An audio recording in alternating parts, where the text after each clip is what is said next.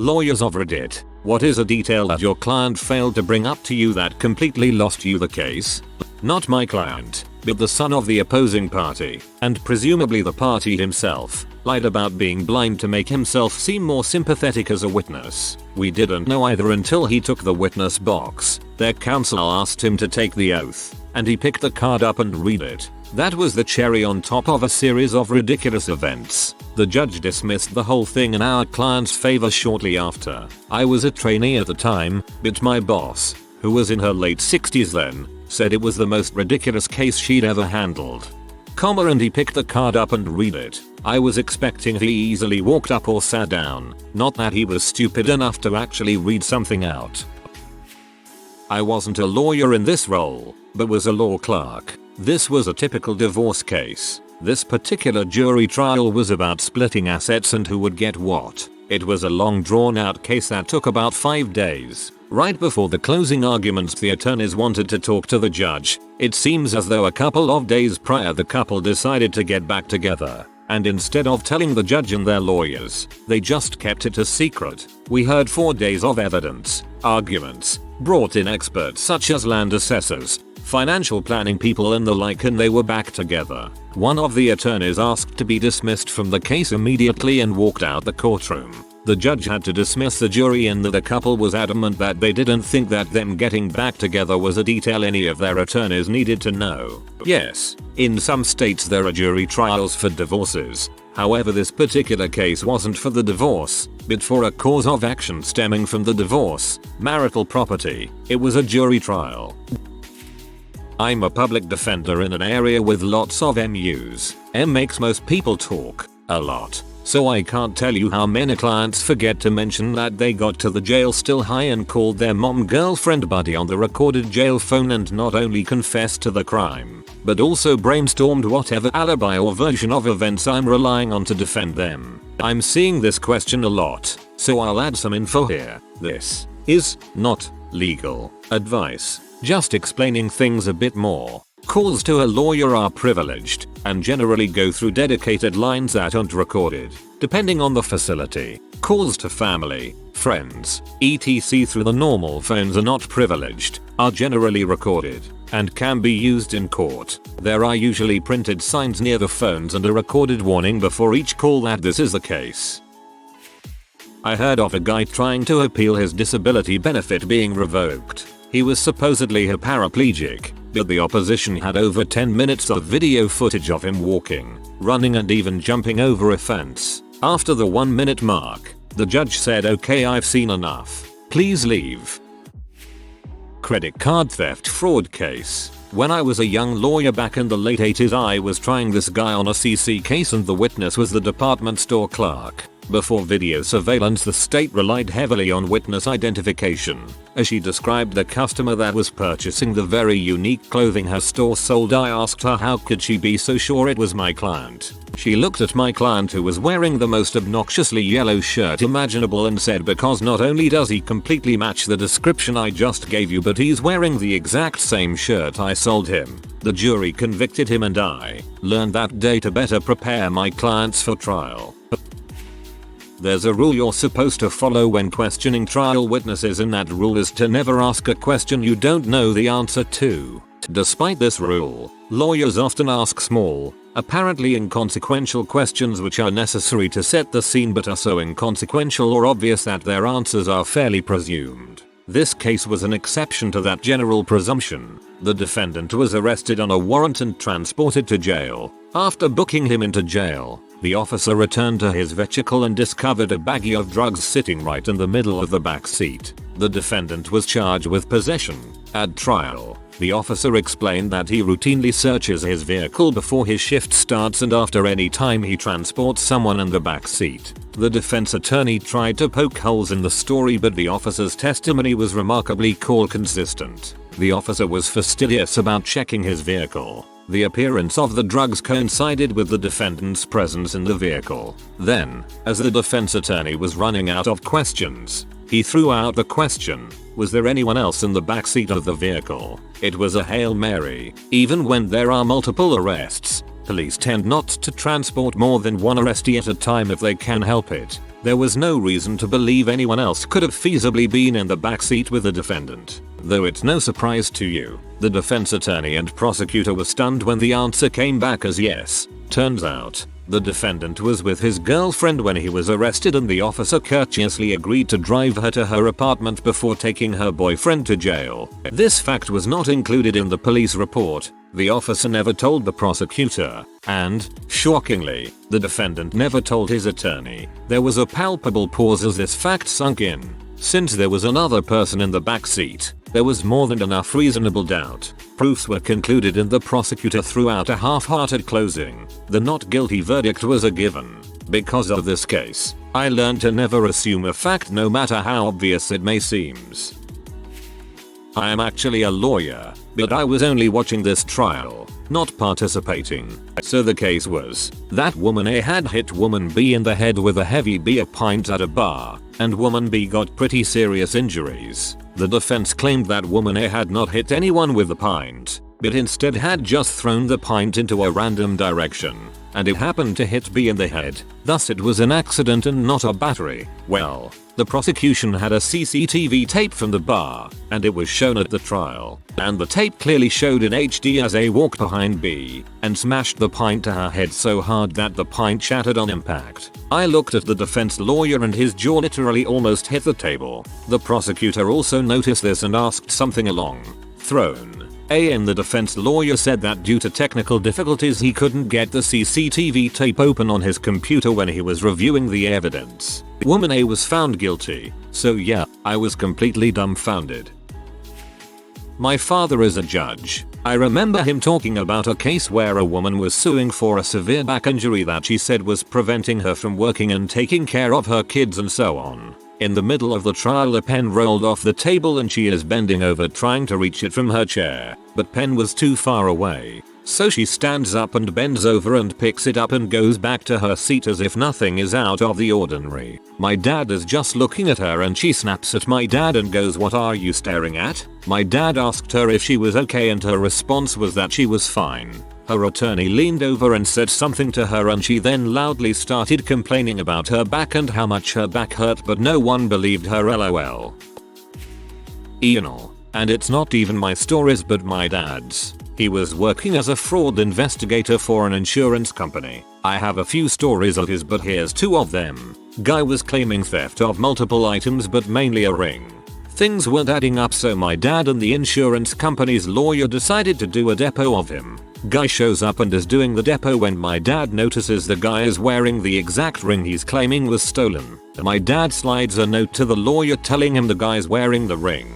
Once the note got slid the guy realized what happened and put his hands under the table and took the ring off. They asked him to stand up and lo and behold the ring fell to the ground. Another one is a guy claiming a break-in and theft. Immediately things weren't adding up as the window was broken out instead of in. The guy submitted Polaroids of items he claimed were his like TVs and such. Thing is in the Polaroids you could see the reflection of the store they were in on the glass. He also claimed numerous CDs records but oddly enough every single one started with an R, S, or a T. We're talking hundreds of CDs records. My dad was about to deny the claim in person but noticed he had a gun on the table so decided to do it over the phone. Ready for an escalation? Later the same guy was arrested for beheading a prostitute and throwing her head in the river. That went from 0 to life in a heartbeat. This one ended my marriage. Well, it was the start of the end of marriage. My husband lost his job in the title mortgage business, applied for unemployment, got denied. I decided to help him with his appeal hearing. I asked him multiple times before the hearing, is there anything you did that caused them fire you? He says no, absolutely not, they fired him out of nowhere. Hearing day comes. He testifies under oath that he did nothing wrong, was a good employee, no issues. Upon cross-examination, the other attorney pulls out documents from one of his real estate closings. Documents he forged and backdated. Had to admit he perjured himself. Needless to say he didn't get unemployment and he didn't sleep at home that night. Not my case, which is a gift from above, really. civil trial before a jury for injuries and prop damage from a MVA, and punitive damages because defendant was intoxicated at the time of the accident. Let's call defendant DUI. Almost doesn't need to be said, but before DUI ever stepped foot in court, they would have been prepped repeatedly, first for the deposition and then for trial testimony, with the standard questions. Were there any prior incidents, arrests, convictions, anything that can be used to impeach any of DUI's testimony, yada yada. Over hours, denies everything and is as clean as a clean whistle. Thus, at trial, defense counsel, DC, puts DUI on the stand to give them an opportunity to tell the jury of their contrition for this one-time error in judgment, describe the difficult time DUI was going through at the time, and otherwise show themselves to the jury as an upstanding member of society in order to reduce punitive damages. It goes well. Then plaintiff's counsel, PA, gets to cross. I'm going to paraphrase what allegedly happened next, which is purely hearsay. PA, earlier, you testified that this was a one-time mistake and you've learned your lesson. Is that correct? DUI, yes. PA, isn't it true that you've already been convicted of DUI in another state? DUI sits silent as DC immediately objects, but it's properly overruled and DUI must answer. Since what happens next is impeachment, I'll skip the objections, but suffice to say they were being fired off as rapidly as a machine gun, and just as rapidly overruled. DUI, yes. PA, and isn't it true that, in your prior DUI, a child died? You can imagine what's happening in the courtroom and, most importantly, amongst the jury. And you think it's over. Stick a fork in DUI. It's done. But then, PA goes for the jugular. Do you remember the name of that little child that you killed while you were driving while intoxicated? Imo. This question is one for the ages. More powerful than the old "when did you stop beating your wife?" Because no matter how you answer, and that is why you never, ever lie to your attorney.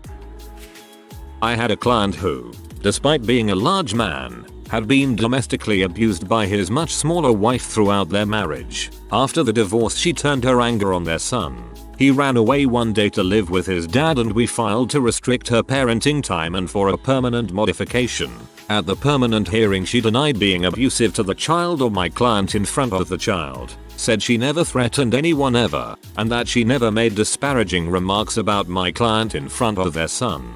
What she didn't know, and therefore hadn't told her attorney, is that he had recorded multiple instances of her abuse. So I called my client back up for rebuttal and played an audio recording of her screaming at my client, threatening to break his face in, and calling him a loser, all while the child could be heard in the background begging her to stop.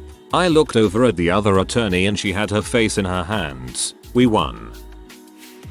Not me, but my mentor. This is the reason you never ask questions that you don't already know the answer to in court. During the trial with the judge on a divorce matter, the wife brought up that he had abused her during the course of their marriage. Client whispers to my mentor that that is absolutely not true. On the stand, during his portion of testimony, my mentor asks, at any point in the marriage, did you lay your hands on your wife? One time we were having an argument and I held her down on the couch until she stopped arguing with me. What? My mentor said it was like she could see it happening in slow motion and all the alarm bells were going off in her head because he had never mentioned this, and apparently, to him, this was not abuse. The judge gave wife a lot more money as a result and husband was baffled. My mentor was fuming. ETA. Husband admitted this was the only time he had laid hands on wife. My mentor was more peeved because she had thought the case was in the bag since wife had abandoned the kids with husband to run off with her lover down in Florida and literally only came back to the state to get the divorce done.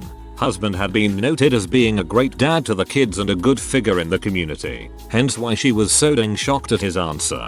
But your honor, I wasn't using my hands.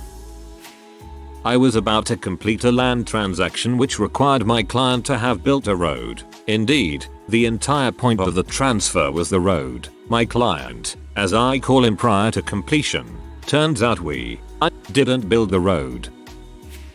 I was approached by this attorney to work for him for free to go after smugglers. This guy had been arrested for dumping goods onto American markets that violated trade agreements. In his arrest, a bunch of goods were left in warehouses to rot, and their owners, his clients, were never paid. This attorney showed me that this smuggler had assets and that he had gone to the criminal trial and gotten the judge to set aside $2 million of the criminal penalties to settle his client's debts. He had receipts, invoices, all of the paperwork. He just needed associates to help him take the case to trial. He wanted me to work for free, but he would pay me on contingency once he obtained the verdict. He had 2 other attorneys working for him with the same deal. I worked on the case for a short while, but luckily moved on to other things. The other 2 attorneys worked on that case for over 2 years. At one point, they negotiated a $1.50 million settlement of all claims. The attorney in charge rejected the offer because he was convinced he could get twice as much at trial. In the end, the case settled for $200K because none of the clients would enter the United States to testify for fear of being arrested. The 2 associates got $8K apiece for 2 years of work.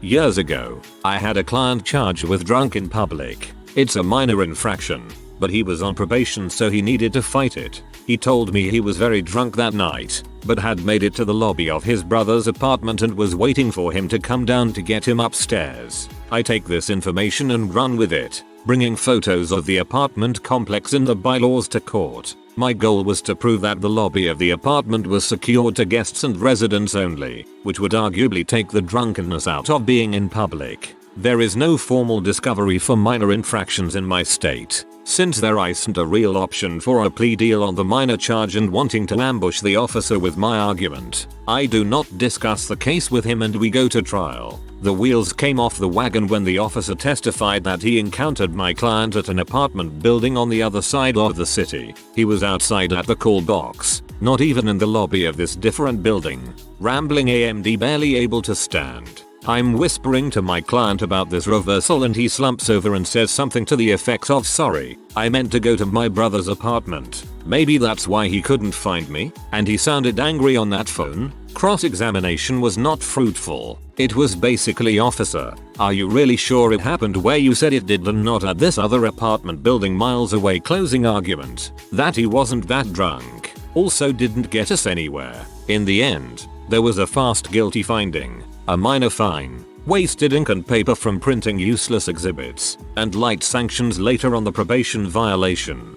I would have used the Ole Ron White defense. I wasn't drunk in public until they threw me out of the bar and into the public. I'm still a law student and this happened during my first internship at a court. A girl among other people was charged with drug possession, but because she had thrown away the drugs and the police couldn't prove that she bought or owned the drugs, BC, it could have been one of the other people as well who still had drugs on them. Full stop. The judge ruled in dubio pro reo. He then asked if she wants to add something and this girl asked if she can get her drugs back. The defense attorney looked like he was about to get a heart attack. For those wondering, I know what in dubio pro reo means, but I wasn't sure if they use the term in other countries and tried to explain it if not. This happened in Germany. I really don't want to believe anyone is that stupid. Employment law matter. He claimed to have been unfairly dismissed over bogus performance management. The real reason? He organized via Craigslist to have someone collect a box of his CM from a children's playground. There were explicit messages from him asking what they did with it, and whether they rubbed it all over themselves. The employer provided us the messages. He was doing this on company time. I was actually on a jury. Guy was suing a business. Said he got injured. Couldn't work for 3 years. Defense counsel: "Sir, isn't it true that you spent 18 of those months in prison for armed robbery?" Guy was saying he was shopping at a major grocery store chain and slipped in some water on the ground in front of a freezer. Guy has cell phone video his wife made of him in the water, and we could hear her saying that the water wasn't showing up on video and to splash it with his hand so it would look better in the video. It also came out that he'd had 3 prior convictions for crimes of dishonesty. That may not be the exact term, but something similar, for things like shoplifting and other petty crimes. Second edit for more info while I'm on my lunch break. Guy was representing himself pro se. Defense counsel asked him if his inability to work could be from the 2 previous knee injuries he'd had. When asked how they knew about those injuries, he was told his previous lawyer had given the defense his medical records upon request. Guy wanted to enter his MRIs as evidence. but had no one there as an expert witness to explain to the jury what they showed. He wanted to show us what the results were. Reminds me of a lucky guy who slipped on PP at the Costco. Not mine, but went to court over a ticket. Lady was in front of me for DUI and hit and run. The judge assigns a lawyer for her since she was so shook she quit her job. The judge asked the prosecuting attorney for details on the case. She legit says, "You mean that car I hit while I was intoxicated?" The judge stops, takes his glasses off and says, "Everything is recorded in this courtroom. I told you not to talk to anyone about your case except the attorney that I assigned for you." You could tell he was ready to walk out of the room with the level of stupidity this lady showed. UK not a lawyer as such, but a planning consultant. Client signed sworn affidavit stating he'd been running a truck park business for over 10 years on a piece of land. After 10 years the use becomes immune from legal action. The counsel checked Google Maps and saw immediately he lied. Had only ran the business for 7 years. He had committed a criminal offense by submitting a false sworn affidavit. Plonker. Sounds like something typical of owners of truck parks, etc. My dad was for many years involved in ensuring these kind of people waste disposal firms etc operate in compliance with environmental law. He had no end of tales about how impossible they were to work with, even when they weren't in the wrong. It's a shady field of business. When I was an intern at court, I was watching a battery trial with another intern. The defendant was asked if he can remember how many people were present when he beat up the other guy. He then points at my fellow intern and says rather loudly, "She was there but she didn't see anything. Don't trust her." Of course she wasn't there and the defendant was found guilty. A defendant was written a cell phone ticket while driving and defended himself. "Your Honor, I was not using a smartphone while driving. I was actually using a flip phone." Guilty. Unfair dismissal case. The client claimed to have been dismissed without reason or following procedure. After we had started the case, it comes out that not only was he given 3 written warnings, but he was also called in for a disciplinary hearing before his dismissal. Don't lie to your lawyer. Similar to a doctor, I feel like not telling your lawyer everything can just hurt you. Not a lawyer, but going to law school. I worked for a defense attorney who did a lot of federal work. One of our cases was with this guy charged with flesh trafficking of minors. We met him at the prison to interview him and he swore up and down he had nothing to do with this and that he didn't even know the girls. A month or so later, heaps of evidence from the US Attorney's Office comes in and it's pages of Snapchat messages and texts between him and these girls, video confessions from every co-defendant and victim saying our guy was the ringleader, proof of him checking in out of different motel rooms, etc. We showed him the evidence and he claimed his co-defendants were conspiring against him. He continued to deny everything and wanted to go to trial, but we repeatedly told him that would not be wise because of all the evidence against him. He ended up requesting a new attorney to be appointed, claiming that we were ineffective. To this day my old boss and I reminisce about how difficult this client was when we catch up on the phone. Estate matter. Client neglected to tell me he had 4 children from a previous marriage. Guess who showed up to challenge the will after he died? They lost, but I would have drafted his will differently had I known. Not a lawyer, but a woman I know received several hefty speeding fines. In my country you can go see a magistrate to have the fines reduced if you plead poverty. She heard about this and decided to give it a shot. So she went to court and told the magistrate a sob story about not having enough money. The magistrate heard her out. Then he asked her, "Madam, what type of car do you drive?" She replied in a tiny voice, "A Porsche." Anyone saying that a Porsche doesn't necessarily cost that much and isn't indicative of her financial status. So I'll add that it was not a beat up or old model at the time. She could have paid the fines without breaking the bank. She was just pushing her luck. She's a wealthy woman who just didn't want to pay her fines and the magistrate wasn't having any of it. Not a lawyer, but was in court to testify on another case. Accused is pleading guilty and judge tells him to allocute and describe the crime. After the defendant gives a detailed confession, the judge glances at the paperwork and says, "Mr. So-and-so, that's not what you are accused of." The guy groans and says, "Oh, that's the other county." If you are new to the channel, you can subscribe. I publish new videos every day. Until then, check another video.